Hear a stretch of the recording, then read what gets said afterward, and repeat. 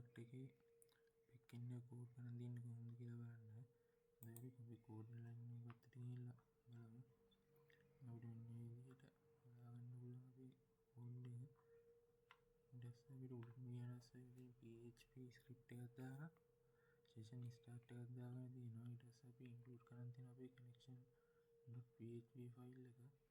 ඊට පස්සේ අපි if එකක් දාලා ඒ set එකක් දාලා බලලා තියෙනවා මේ හැම session view එකේ session එකක් තියෙනවද කියලා. එහෙම තියෙනවා නම් අපි session එකේ එන user email එක අපි මේ email කියන එකට දාගන්නවා. ඊට පස්සේ අපි page number කියලා variable එකක් හදලා variable එකක් දාන්න තියෙනවා. ඊට පස්සේ අපි මේ බලන අවස්ථාව අපි ඉතින් අපි මේ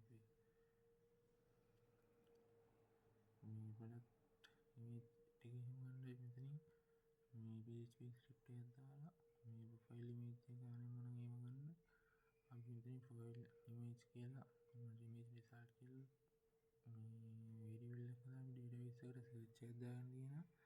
select all from profile image ව්here user email එක සමානද කියලා බලලා තියෙනවා. අපි අර ඉතින් යවපු email එකට එහෙම සමාන වෙනවා. අපි profile image කියන variable එකට profile image result.numbers වලින් එන value එක දාගන්න තියෙනවා. ඊට පස්සේ අපි if එකක් දාලා මෙන්න මේකට සමානද බලලා මේකට සමානද බලලා තියෙන profile image නම් එක. එහෙමනම් අපි මෙතනින් pictures එකක් දාලා profile image result එක අරගෙන මේ profile image data වලට දාගෙන තියෙනවා. ඊට පස්සේ අපි එතන image tag එකක් දාගෙන අපි ඒකට PHP script එකක් දාලා echo කරගෙන තියෙන profile image data වලින් image path එක. ඊට පස්සේ අපි මේ span tag එකක් දාගෙන අපි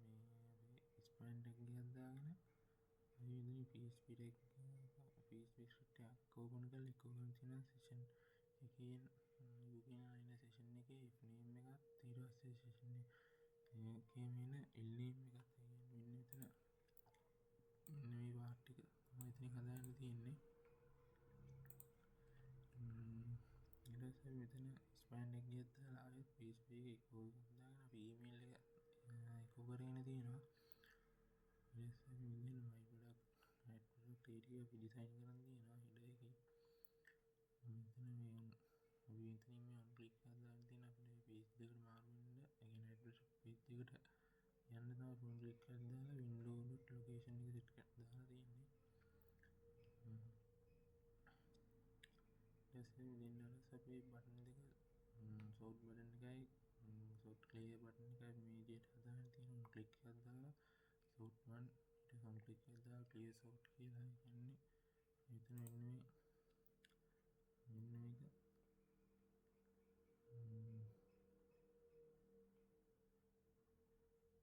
මෙතන අපි හදාගෙන තියෙන මේ ෆන්ක්ෂන් එක තමයි අපි එතනින් කෝල් කරන් තියෙන sort කියලා අපි හිතමු.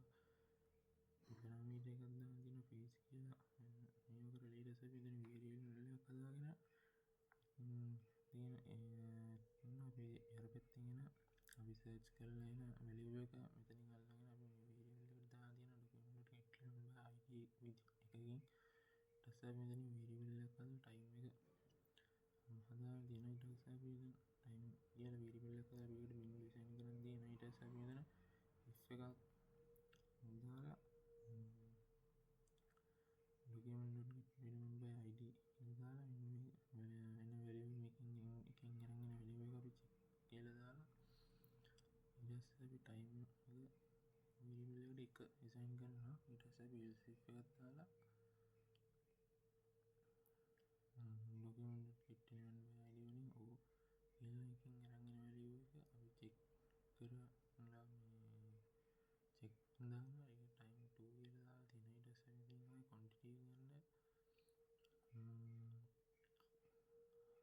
quantity ගන්න විಧಾන තියෙනවා. if එකක් දාලා document.getElementById එකකින් h කියන id එකෙන් අරන් එන value එක මෙතන අල්ලගෙන තියෙන එක අපි check කරලා ඊට පස්සේ quantity එක සමාන 1යි කියලා දාලා තියෙනවා. ඊට පස්සේ else if එකක් දාලා මේ විදිහට මේ අරන් තියෙනවා l එකකින් අරන් එන value එකත් අපි check කරගෙන තියෙනවා.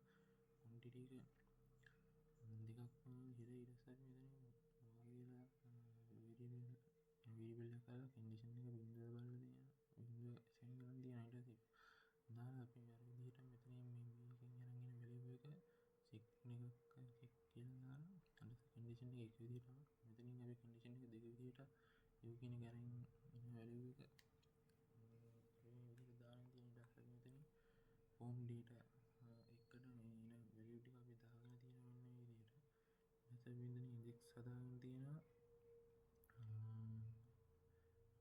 මෙතන අපි කනෙක්ෂන් එකත් ඊට පස්සේ මෙතනින් එන HTML එකක් දාගෙන තියෙන මේ response එක අපිට අර පැත්තෙන් එන ඊට පස්සේ මෙතනින් request එක යවන්න ඕන request open එක request send එක හදාගෙන තියෙනවා මෙතනින් අපි ඒක process.php ෆයිල් එකට අපි ඒක ලින්ක් කරන්න තියෙන්නේ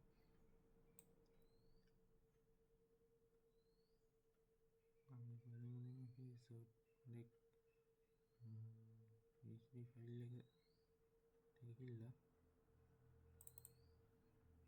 අපිට මේ විදිහට මේ ෆයිල් එක බලා ගන්න පුළුවන් අපි මෙන්න PHP script එක දාලා session start එකක් දාලා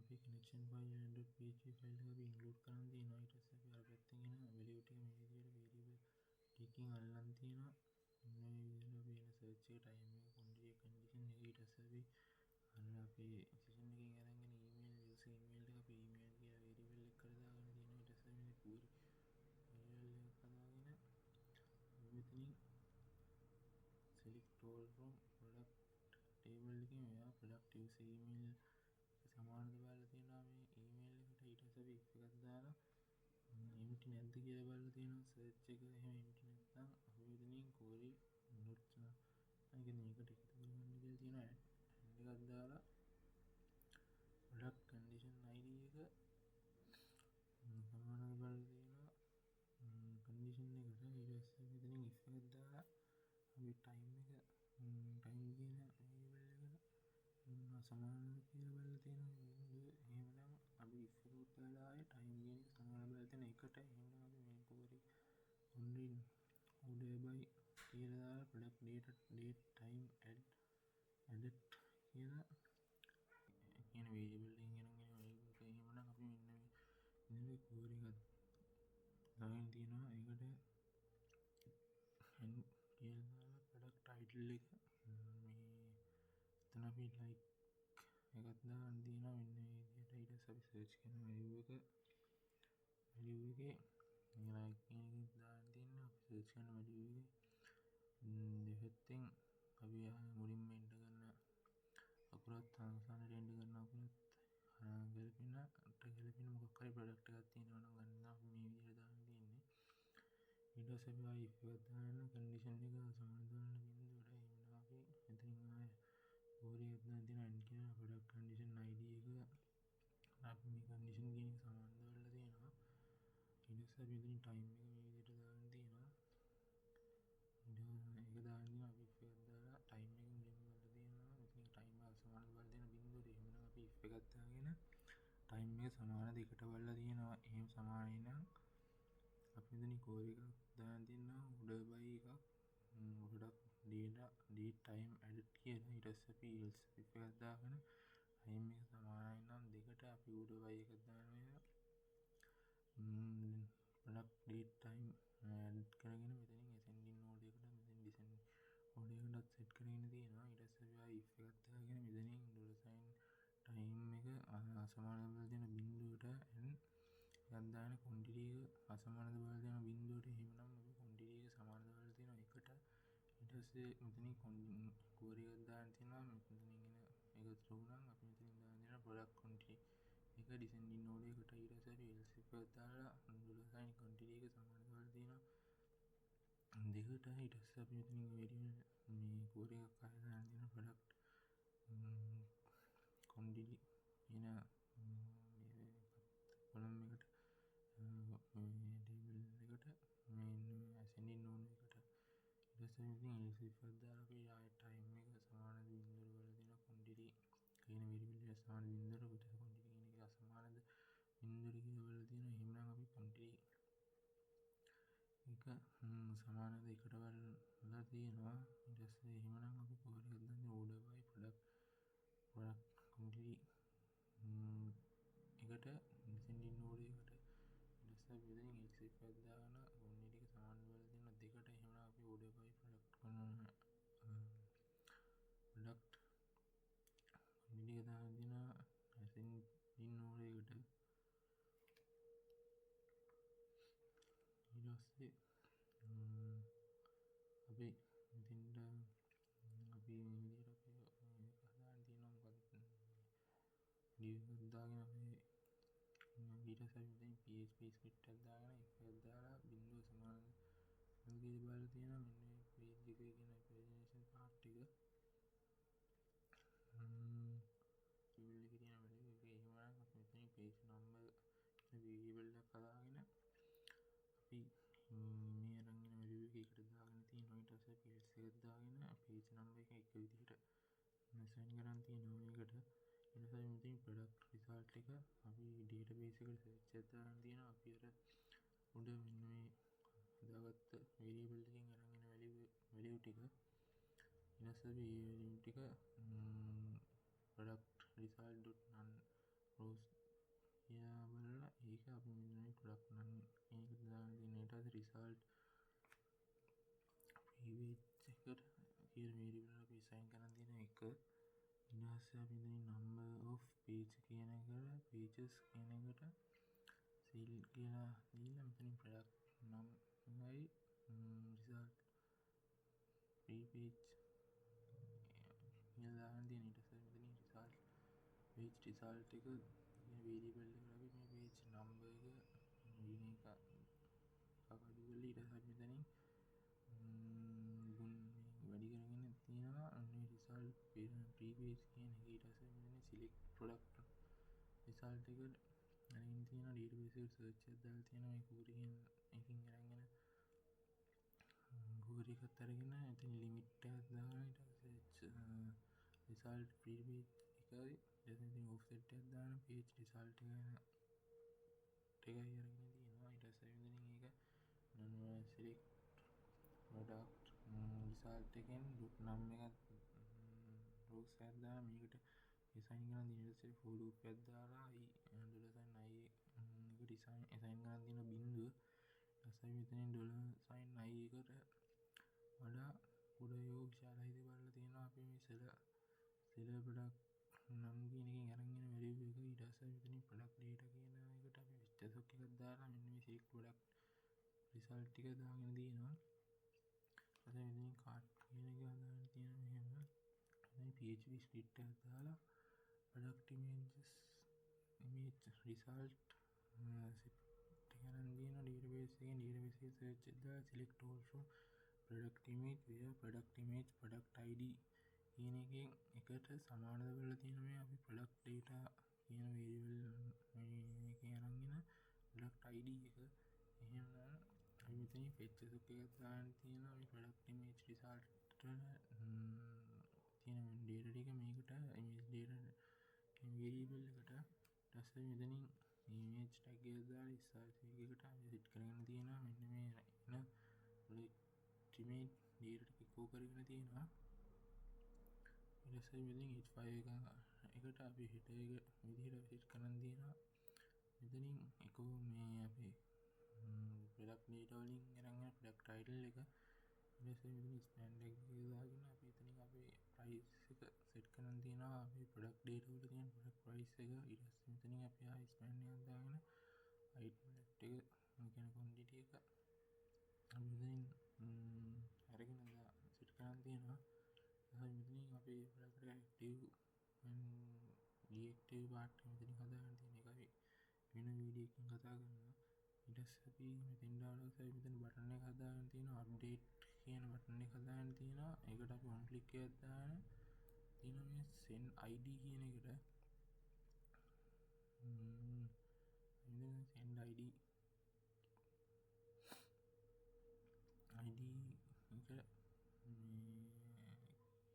මේ අපි echo කරන් තියෙන මේ product data වල product id එක.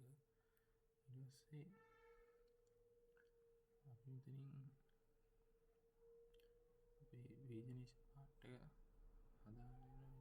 බේස් එක PHP ස්ක්‍රිප්ට් එකක් ඕපන් කරගෙන තියෙනවා. ඊට පස්සේ if එකක් දාලා page number එක කුඩයි සමානයි දෙකට බලලා තියෙනවා. ඊට පස්සේ එහෙමනම් අපි මෙතනින් list එකක් ගන්න තියෙනවා. class එකක් දීලා page item කියලා. ඊට පස්සේ මේ anchor tag එකක් දාලා ඒක link කරන්න තියෙනවා page anchor tag එකක් දාලා class එකක් දාලා තියෙනවා page link කියලා. ඊට පස්සේ label එකක් දීලා තියෙනවා previous කියලා. ස්පෑන්ඩින් ගෙද ඇරේ හයිට් එක දීලා තියෙන එක true කියලා. ඊට පස්සේ මේ PHP tag එක කාය ඕපන් කරගෙන තියෙනවා. else එකත් අපි විදිහට හදාගෙන තියෙනවා. ඊට පස්සේ මෙතනින් අපි sort 1 එක ක්ලික් කරලා sort 1 එකට අපි කොහොමද තියෙනවා මේ page number මේ value එක ඊට count එක හදාගෙන තියෙනවා. then අපි for loop එක නාගෙන අපි $i එකකින් එන value එක assign කියන එකට අපි මේ value එක assign කරන් තියෙනවා. ඊට පස්සේ අපි මේ value එක උඩයි හෝ විශාලයි සමානයි කුඩයි හෝ සමානයි කියලා තියෙන number of page වලට. එහෙනම් අපි if එකක් දාලා +i nice එක සමාන වෙලා තියෙන page number වලට. එහෙනම් අපි ඉතින් anchor tag එකක් දාලා class එක page link කියලා click එකක් දාලා sort 1 එක අඳින්න අපි echo කරන් තියෙන මෙන්න මේ value එක. ඊට පස්සේ ඉතින් ආයේ echo කරන් තියෙන මේ value එක. ඊට පස්සේ අපි ආයේ else එකෙත් ඒ විදිහටම sort 1 එකට අපි echo කරන් තියෙන එකකින් අරගෙන value එක මෙහෙම. ඊට පස්සේ මෙතනින් if එකක් දාගෙන page number එක කොඩේ විශාලයිද සමානයිද ඒ බලලා තියෙන number of page ගන්නට. එහෙනම් අපි මේ විදිහට මෙතනින් මේ li tag එකක් දාගෙන ඉන්නවා.